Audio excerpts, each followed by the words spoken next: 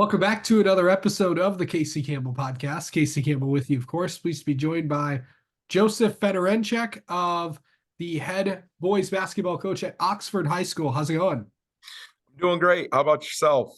Doing well. Obviously you've been in this program for a long time, but this is your first year as the varsity head coach. I know you know all the kids and all that stuff, but what's it been like as in your first year as varsity head coach? It's been since I got the job back in May, I've we hit the ground running. Got after it pretty good this summer, had great commitment from our kids. Had a good core group of kids who really showed up and you know, I would I had a set schedule for them and they wanted to be in the gym even more, which was made my job even better, even easier. Had a good summer. Um, Off season into the preseason, the kids were working really hard, coming in the mornings, coming after school. It's been it's been a lot of work, but I've definitely enjoyed it. It's been a lot better because of it's been a lot easier, I should say, because of the kids that I have. And I've been blessed with good assistant coaches and who've worked alongside me during this journey. And I just can't say enough good things about the kids that I have. Okay, so talk about the start to the season so far. What 3-3 on the year, picked up a big win against Salem on this past weekend, and then heading into a big game tonight. Yeah, we kind of started this thing off a little rocky. Heck, we scored 5 stinking points in our first half against Lake Orion.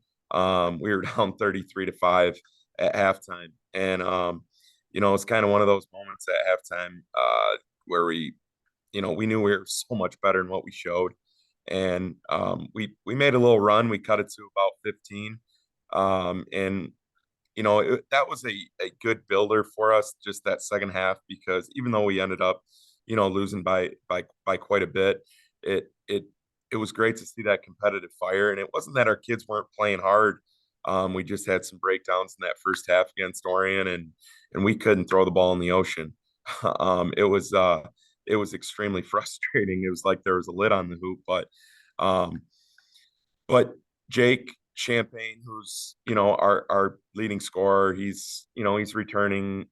He averaged 18 points a game last year. He came off a pretty nasty injury in the second half against Lake Orion, in their last football game, and we were thinking it was going to be maybe a week, maybe 2 week return, and he'd be back. And he really didn't practice until about 3 or 4 days, 3 days before our first game. And I still don't feel like he's 100%, but I'm slowly, his burst is slowly coming back. And I feel like last game is when I really noticed that he was starting to look like the Jake I saw in the summer. Um, so that has definitely made a world of difference for us. But just we're starting to do things better. We're starting to push the ball a little bit better. Um, we're playing a very solid team defense. That's one thing that you know even in our struggles at the beginning of the year, the kids were working their absolute tails off, and we were struggling to really see the ball through the hoop.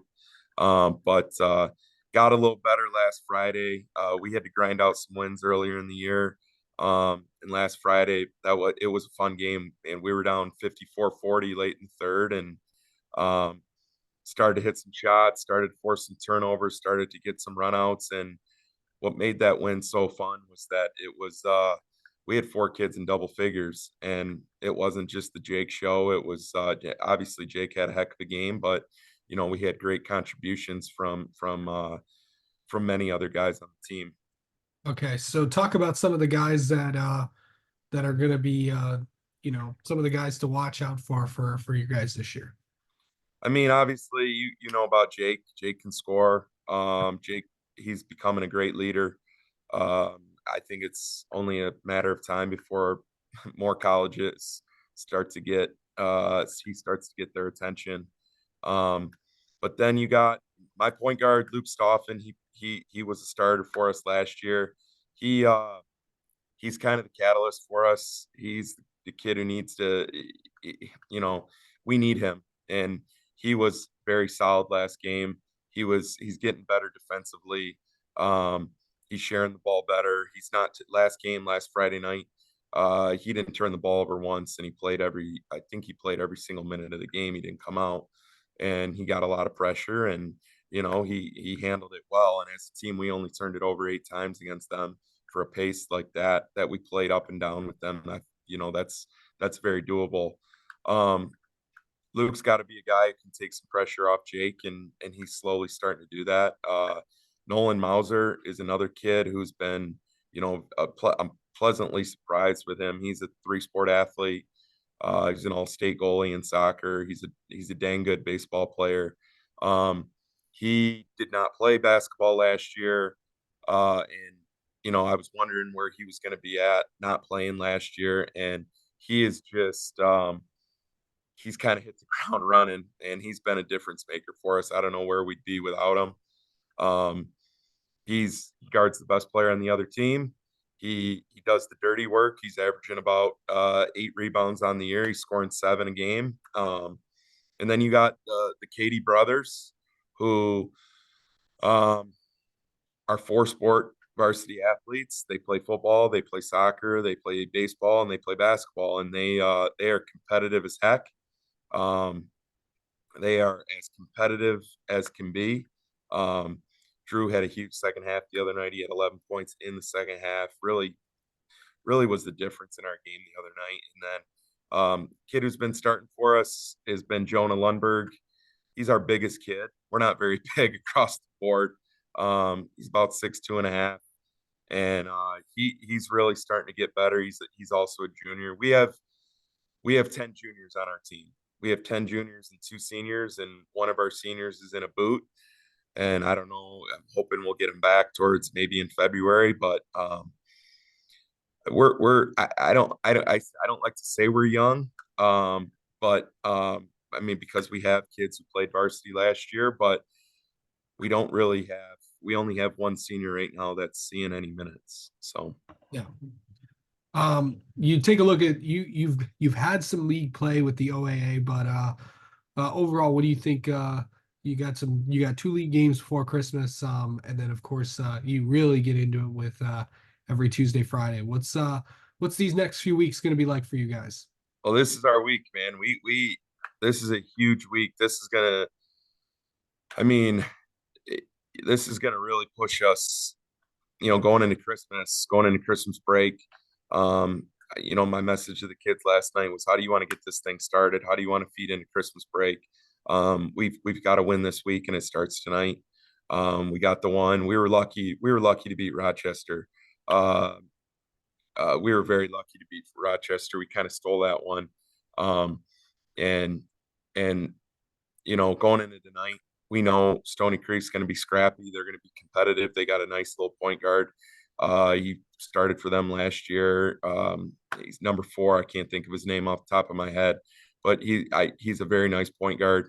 So he's the focal point. I know they got some kids who can shoot the basketball outside of him as well. So we that's slow down number 4 and know where their shooters are. That's the game plan tonight. We know it's going to be a competitive game, and we've got to bring it. And then, the message is, you get tonight, then man, Thursday leading into Christmas break, it's the best time. It can't get much better as a kid going into Christmas break, school's off. I mean, how much better? You can't get much better than that. Yeah, for sure. All right. Well, Joe, thank you so much for the time as always. We will talk to you soon. Absolutely. Thank you for having me.